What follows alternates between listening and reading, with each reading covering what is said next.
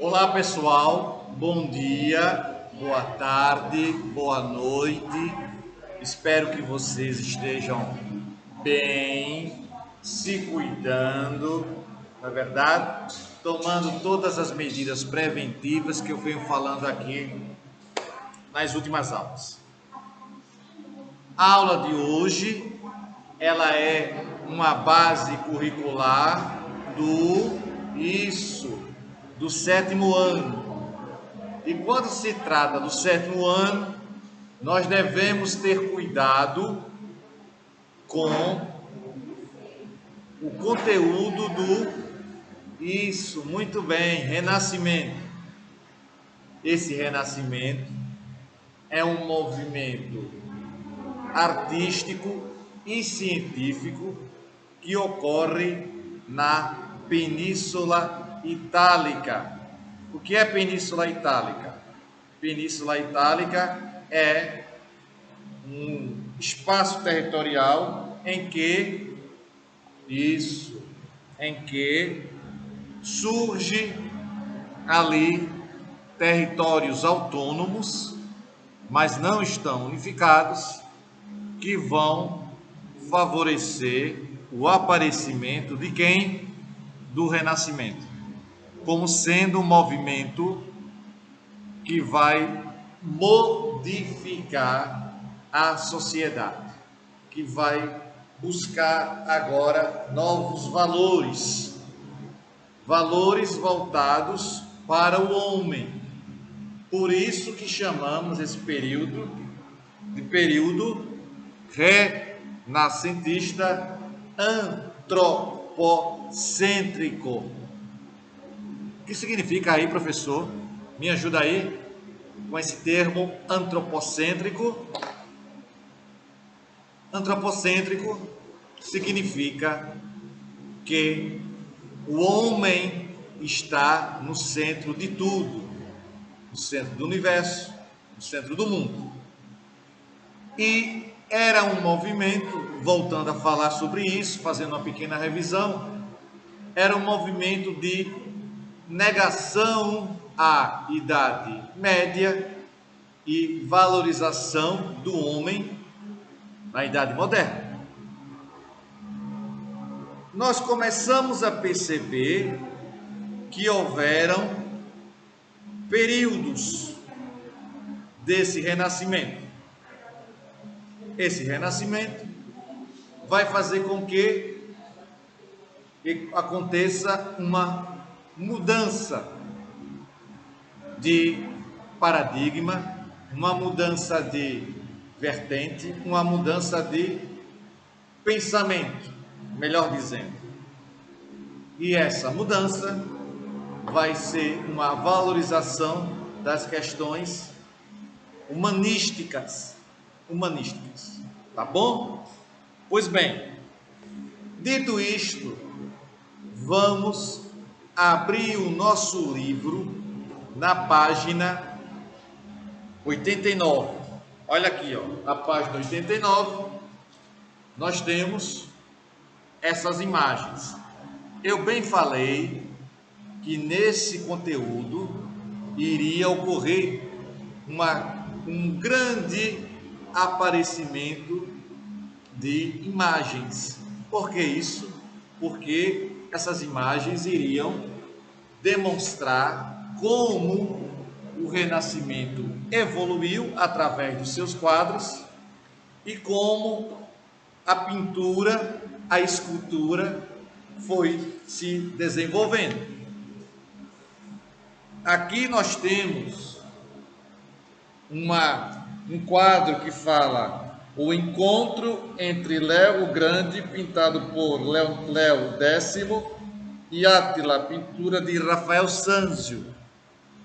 Eu já mencionei, eu já expliquei que esses nomes que você já imaginou ter ouvido falar, que foi dado para alguns super-heróis, de 4 pintores renascentistas, não é? Donatello, Rafael, Michelangelo, Leonardo, foi colocado para as tartarugas ninjas e foram inspirações tiradas do período renascentista.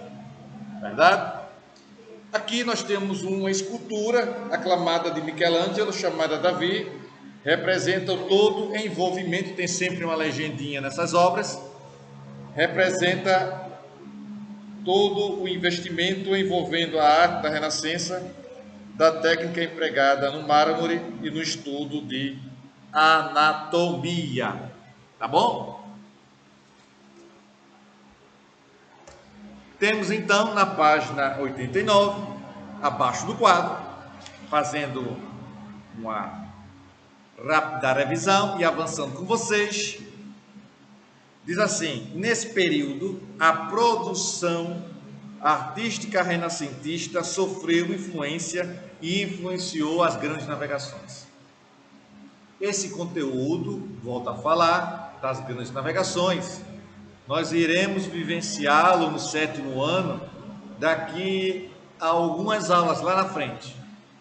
Mas o livro já cita que há uma relação, há uma ligação entre o Renascimento, aqui, Renascimento, e as grandes navegações, e a expansão marítima. Deu para entender? Pois bem, então temos a descoberta da América, que foi no ano de 1489, proporcionou uma nova perspectiva à ideia de mundo europeia e à ciência renascentista, unida à razão e ao anseio da descoberta do novo. Contribuiu para a criação de elementos favoráveis à expansão marítima. De certo, o mercado econômico voltou-se para a América, o que diminuiu os investimentos nas artes renascentistas. A procura do chamado metalismo, busca de ouro e prata, norteou os grandes investidores europeus, com a expansão marítima, a integração entre os povos e regiões, claro, né? As navegações vão fazer com que aconteça uma ligação entre os territórios, entre os povos, de forma efetiva, de forma mais fácil, de forma mais consistente. E a procura do metalismo, prosseguindo aí, busca de ouro e prata,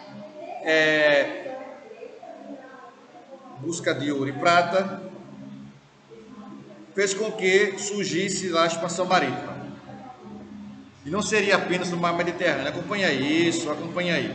Incluiria também outras regiões.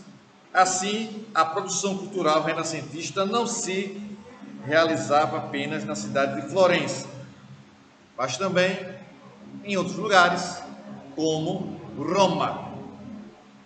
A dominação das terras do continente, no continente americano, foi um dos fatores decisivos para a decadência do renascimento científico-cultural, somada à contra-reforma religiosa, movimento da Igreja Católica posterior à Reforma Protestante, que visava, entre outras coisas, fortalecer a Igreja, fortalecer a Igreja, reconquistando, os fiéis. Na página 90, mais uma vez, surgem obras que fazem relação, fazem referência ao movimento renascentista. E aí você vê de que forma esses pintores, incentivados pela burguesia, começam a produzir. O que é que temos aqui na página 90? Isso, muito bem. mais 3 obras que dizem o seguinte: nós temos a criação de Adão, afresco voltado no teto da Capela Sistina por Michelangelo Buonarroti. Aqui, essa obra aqui de cima. Essa obra ao lado é uma obra que diz assim: Deposição da Cruz, de Pontiorno, que criava representações inspiradas principalmente no naturalismo e no humanismo. Uma outra obra surge para a gente aqui, ó. Isso, muito bem. Essa daqui que eu estou com o dedo aqui em cima dela.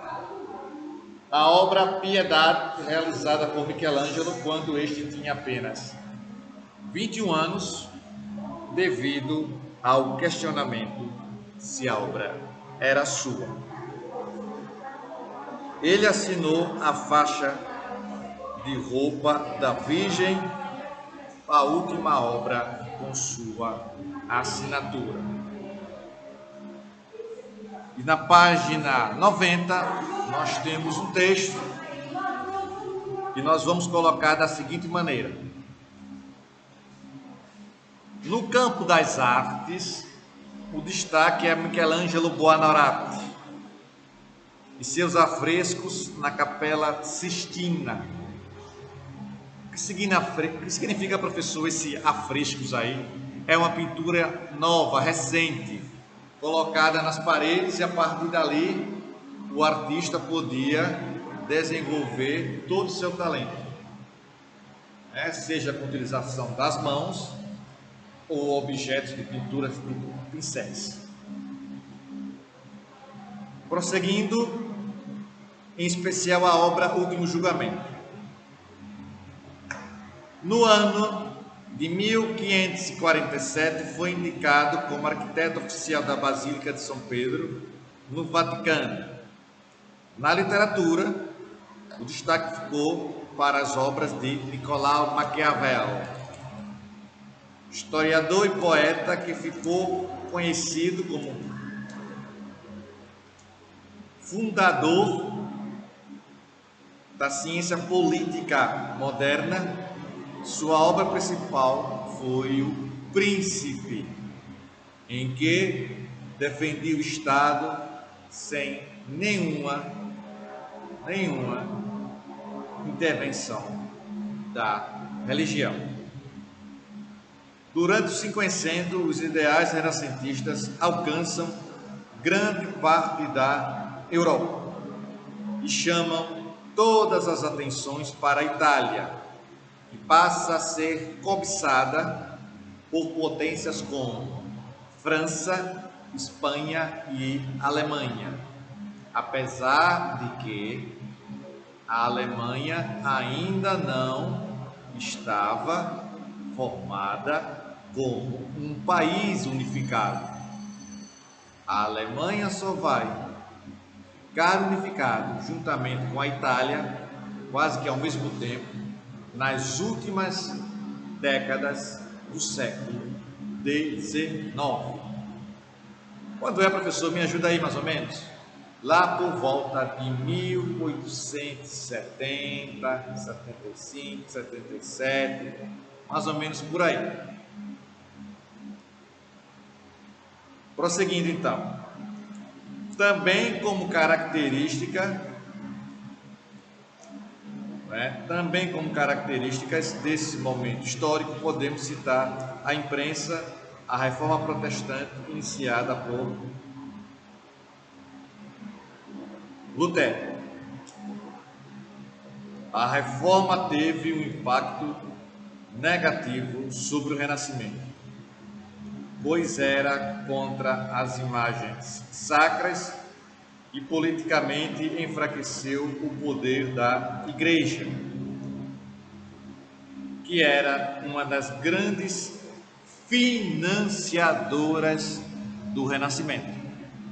Então, os artistas também começaram a pintar através do apoio que recebiam da Igreja, para pintar as imagens sacras, imagens teocêntricas de cunho religioso. Então, esses artistas começaram a receber todo esse apoio. Vamos para a página 80, saindo da página 90, estamos indo para a página 91, muito bem, isso mesmo. O humanismo científico e cultural. O outono da Idade Média é um momento de diversas transformações políticas, sociais, econômicas e culturais.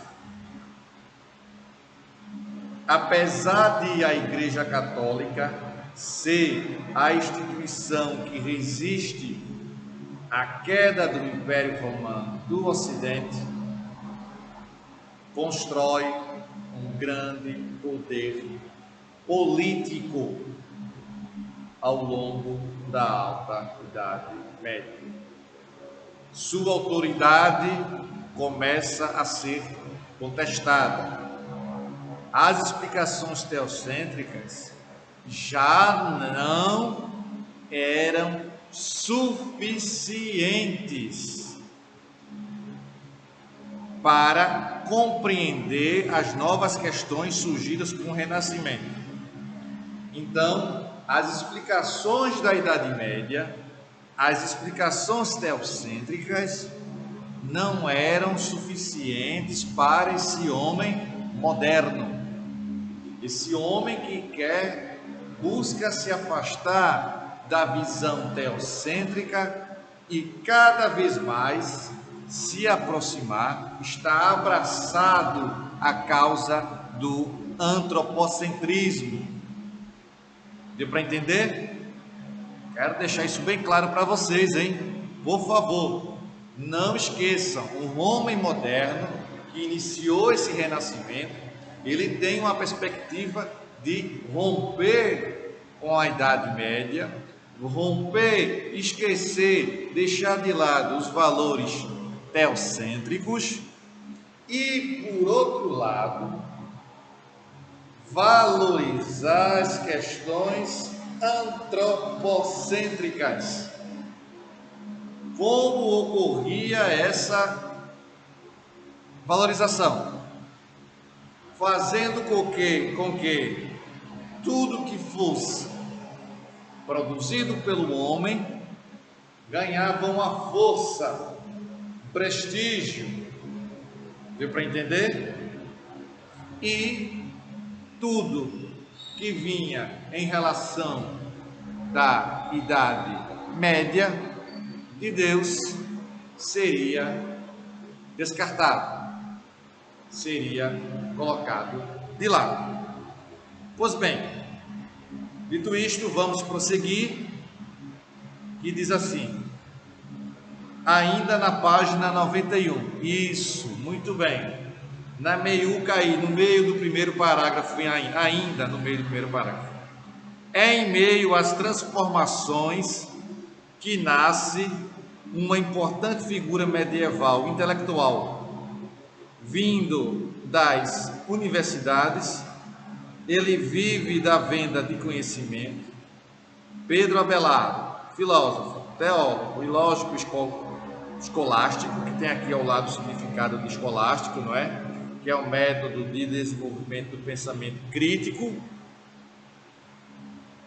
amplamente usado nas universidades entre os séculos X e XVI, consistia no uso de debates entre pontos de vista considerados opostos, a dialética para atingir um ponto intermediário entre eles.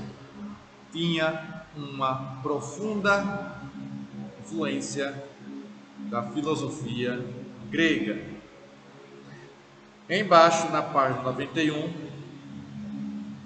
ainda na página 91, nós temos mais uma imagem, que diz aqui assim, ó, essa imagem aqui, estão percebendo? Isso, muito bem, meu querido, muito bem, minha querida. Diz assim, No aprendizado, essa imagem está representando o quê? Embaixo tem a legenda explicando.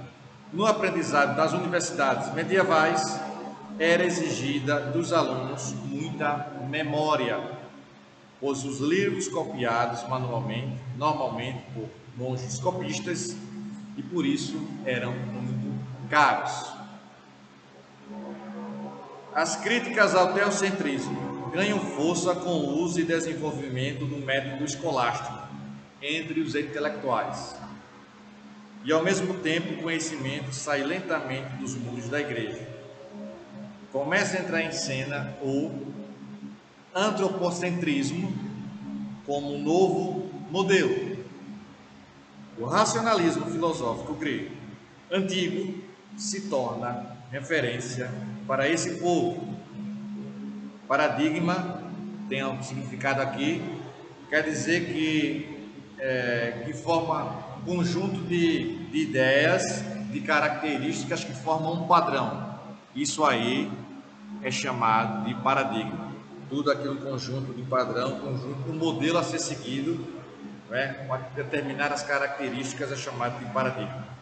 Fortemente, voltando para o texto, fortemente marcado pela religiosidade medieval, presente também na arte renascentista. Desse modo nasce o novo intelectual.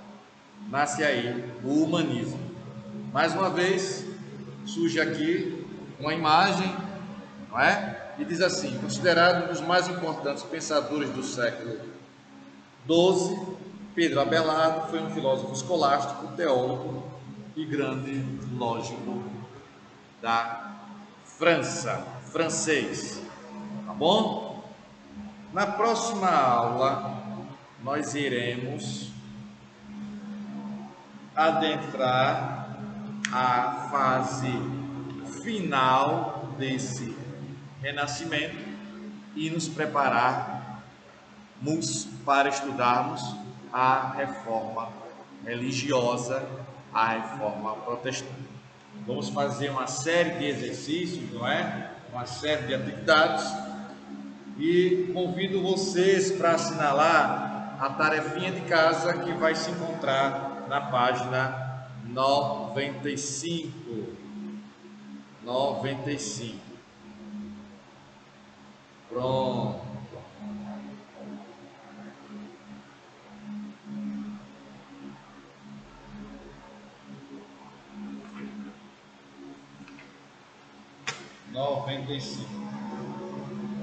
Tá bom? Então, um forte abraço para vocês. Espero que vocês tenham compreendido o conteúdo da aula de hoje, não é? Façam as tarefinhas, a tarefinha que passei para vocês agora, na página 95. Tá bom? Um forte abraço a todos e tchau para vocês. Tchau, pessoal.